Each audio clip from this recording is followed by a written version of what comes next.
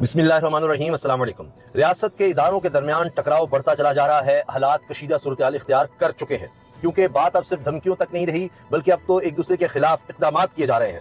अब आप ये देखिए कि खैबर पख्तूनख्वा के वज़ीर आला अली मीन गंडापुर ने बड़ा कदम उठा लिया है और गवर्नर के हवाले से, गवर्नर हाउस के हवाले से बड़ा कदम इस तरह से उठाया कि एक तो एनेक्सी का सामान तक, यानी गवर्नर हाउस की जो एनेक्सी है उसका सामान तक बाहर निकलवा दिया है।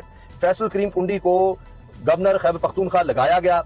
इसमें हमने आपको खबर दी थी कि इसमें नून लीग का भी हाथ है कशीदगी बढ़ाने में, और दोनों के एक दूसरे के खिलाफ बयानात आ रहे थे, अली मीन गंडापुर के और फैसल करीम कुंडी के, कि जी मैं देख लूंगा, मैं तुम्हें निकाल दूंगा, ये कर दूंगा, वो कर दूंगा। दोनों एक दूसरे के खिलाफ कह रहे थे कि मेरे से बड़ा बदमाश कोई नहीं है। ये फैसल करीम कुंडी ने कहा कि भाई अगर तुम्हें मजबूर करोगे तो तुम्हारे साथ बड़ा कुछ करूंगा।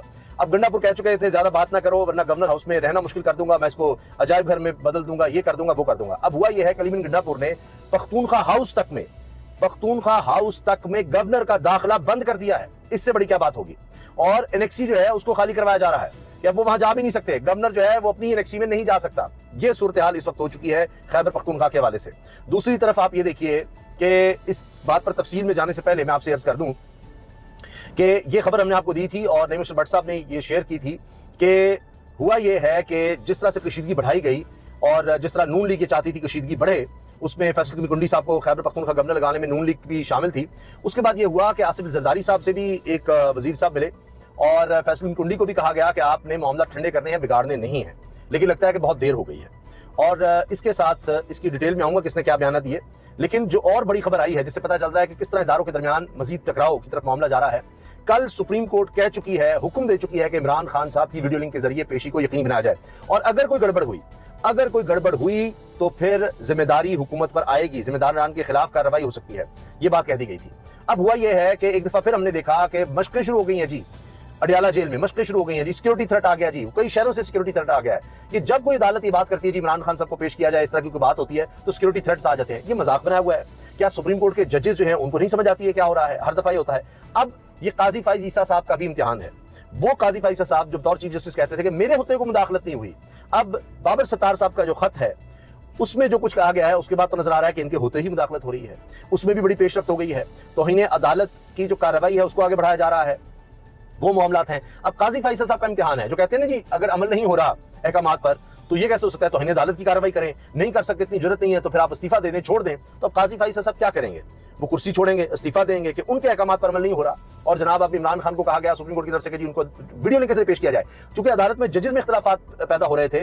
यतरमिन साहब चाह रहे थे या दीगर जजेस चाह रहे थे कि इमरान खान साहब को पेश किया जाए अदालत में, खुद वो आए और नैब केस में जिस तरह वो चाहते हैं कि वो बात करें वो की जाए। फिर अदालत के जजेस उठकर चले गए मुशावरत के लिए, आए तो फिर सबने ये फैसला दिया इकट्ठे कि जी वीडियो लिंक के जरिए पेश किया जाए।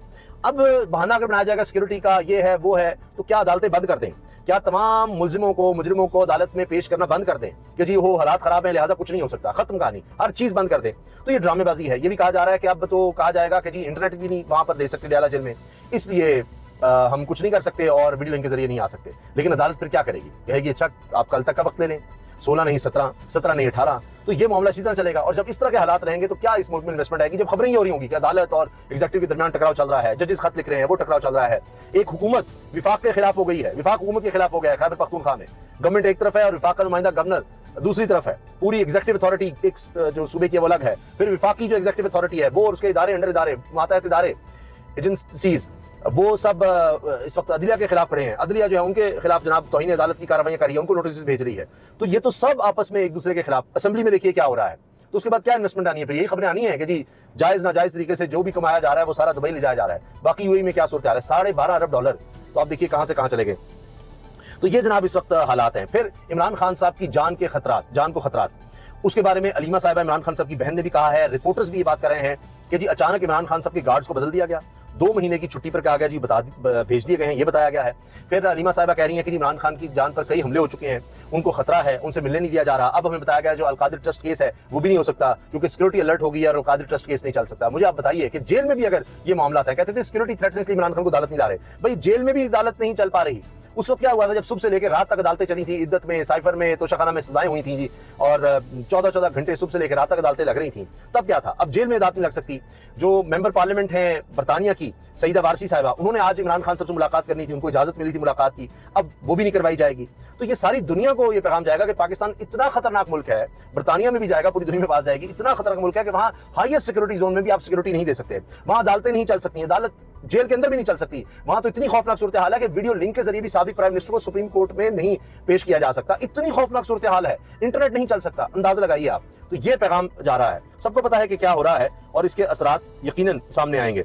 अब जनाब कहा गया है, जो खबर सामने लाई गई है उसमें बताया जा रहा है कि जी शदीद खतरात हैं, और जेल हुकाम ने कहा है जी अलकादिर ट्रस्ट जो केस है इसकी समाअत मुलतवी की जाए। और एहतसाब अदालत इस्लामाबाद के जज नासिर जावेद राना ने आज अडियाला जेल में समाअत करना थी। अडियाला जेल सूबे की हसास तरीन जेल, सियासी शख्सियात कैद हैं। हुकूमत पंजाब से मौसूल रिपोर्ट के मुताबिक मियाँ वाली, ये हुकूमत पंजाब यानी मरीम नवाज साहिबा की रिपोर्ट है उनकी हुकूमत की, कि मियाँ वाली, डेरा गाजी खान, रावलपिंडी और अटक जेल को सिक्योरिटी थ्रेट्स हैं जेल हुकाम। तो सब जेलों को है जी, तो ये काम अब ये शुरू हो गया है, दबाने चक्कर है। अच्छा, और दूसरी तरफ मैंने जो अर्ज किया था कि खैबर पख्तूनख्वा में जो एक लड़ाई छिड़ रही है उसमें ये हुआ है कि इमरान खान का टेलीग्राफ को लिखे गए आर्टिकल के बाद अडियाला जेल में सख्तियां उनके खिलाफ बढ़ गई हैं। ये चीजें रिपोर्ट हो रही है, ज़ुबैर अली खान रिपोर्टर हैं बड़े अच्छे, वो कर रहे हैं। लड़ाई का सुनिए। वज़ीर आला अली मीन गंडापुर ने गवर्नर खैबर पख्तूनख्वा की खैबर पख्तूनख्वा हाउस आने पर पाबंदी लगा दी है। अली मीन गंडापुर ने गवर्नर की रिहाइशगाह अपनी तहवील में ले ली है, रिहाइशगाह ही तब तहवील में ले ली है, अब हुकूमत का उस पर कब्जा है एक तरह से। अली मीन गंडापुर ने तहवील में ले ली है गवर्नर की रिहाइशगाह। Governor Khyber Pakhtunkhwa KP house में अपनी एनेक्सी इस्तेमाल नहीं कर सकेगा। वज़ीर आला खैबर पख्तूनख्वा ने मुतल्लिका स्टाफ को भी आगाह कर दिया है। और इसके साथ साथ जनाब दोनों के दरमियान जो बयानात का तबादला था वो भी बड़ा खतरनाक था। और हुआ ये था कि गंडापुर ने कहा था कि बाय बाय टाटा करो, औकात में रहो, ग्रांट गाड़ी सब बंद कर दूंगा, ऐसा ना हो गवर्नर हाउस को आवाम के लिए खोल दूं और अजायब घर बना दूं, तुम्हें 2 कमरों में शिफ्ट कर दूंगा, मैंडेट के साथ आया हूं, इस बार मुआफ कर रहा हूं। अली मीन गंडापुर ने ये वार्निंग दी थी। अली मीन गंडापुर ने जो वार्निंग दी, और फैसल मुनी क्या कह रहे थे, मुझे गवर्नर हाउस का तहफ़्फ़ुज़ करना आता है, इस्लामाबाद में तो दौड़ गया था, यहाँ भागने की जगह नहीं, घसीटूंगा, अपनी जुबान और करतूतों को लगाम दे दो, तुम जैसे गुंडों से निमटना आता है। ये फैसल मुनी केपी ने वज़ीर आला केपी के बारे में बात की थी। अब आप मुझे बताएं ये पूरी दुनिया को क्या पैगाम जाएगा, यहाँ किस तरह के हालात पैदा हो रहे हैं, क्या क्या किया जा रहा है। अच्छा, इसके साथ साथ जनाब ये खबरें हैं कि जी इमरान खान का जो स्टाफ है उसको अचानक तब्दील किया गया, सिक्योरिटी के गार्ड्स को तब्दील किया गया, सब कुछ फैमिली से मुलाकातें, अदालत में सब कुछ जो प्रोसीडिंग्स थी वो सब जो है ख़त्म की गई, उनसे कोई मिल नहीं सकता, ये सब मामला थे। और अब ये खबरें आ रही हैं कि इस वजह से ये कहा जा रहा है कि इमरान खान की जान को खतरात हैं और खौफ फैल गया है उनकी फैमिली में भी कि क्या हो रहा है, ना मिलने दिया जा रहा है, और ये बहाना है कि जी वहाँ पर सिक्योरिटी थ्रेट्स हैं और ना अदालत लग सकती है, ना अब ये कि वीडियो के जरिए पेश किया जा सकता है, बहाना नजर आ रहा है। और इसके साथ साथ पता नहीं उनके गार्ड्स जो चेंज किए गए हैं इसके पीछे क्या है, तो ये सब बातें हो रही हैं। जहाँ तक मैंने आपसे शुरू में अर्ज़ किया टकराव की बात, काजी फाइसा साहब वाला जो मामला है उसमें आप देखिए कि बाबर सत्तार साहब वाला जो मामला है तौहीन अदालत का, उसमें क्या हुआ है। जस्टिस बाबर सत्तार की फैमिली की कॉन्फिडेंशियल मालूमात लीक करने पर तौहीन अदालत केस में इस्लामाबाद हाई कोर्ट ने आज की समाअत का 3 सफ़ात, यानी जो समाअत अब लेटेस्ट हुई कल, उसकी सफ़ात का 3 सफ़ात पर तहरीर हुक्मनामा जारी कर दिया, जिसमें कहा गया है, ये सुनिएगा गौर से, आपको सब पता लग जाएगा कि कितना सख्त टकराव होने जा रहा है, कशीदगी है। तौहीन अदालत की कार्रवाई जस्टिस बाबर सत्तार के 27 अप्रैल के खत के तनाजुर में शुरू की जा रही है। जस्टिस बाबर सत्तार ने सोशल मीडिया पर बदनीयती पर मबनी मुहिम के खिलाफ खत लिखा।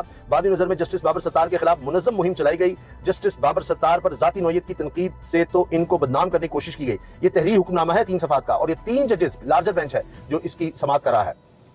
अच्छा, इसके साथ जनाब ये कहा गया है कि बाद में ऑडियो लीक्स केस सुनने से माजरत की दरखास्त भी इंसाफ की राह रुकावट आती है। साइबर क्राइम विंग, सुनते जाइए नाम, cyber crime wing, ISI, IB, MI, CTD, PTA, social media मुहिम, हैशटैग्स, और जिस अकाउंट से मुहिम शुरू हुई 5 अकाउंट्स जिन्होंने इस हवाले से सबसे ज्यादा ट्वीट्स की, इनमें बड़े बड़े साफी भी हैं, बड़े बड़े टाउट्स भी हैं, और हैशटैग्स चलाने वाले सब इसमें हैं जी। इसमें जनाब इस हवाले से सबसे ज्यादा जिन्होंने ट्वीट्स की, हैशटैग में हिस्सा लेने वालों की असल पहचान, नाम, ट्विटर हैंडल्स, अकाउंट्स के नाम, ट्वीट्स, टेक्स्ट, रिप्लाईज, रीट्वीट्स करने वालों से मुतालिक तमाम इदारे रिपोर्ट्स पेश करें, रिपोर्ट्स जमा कराएं।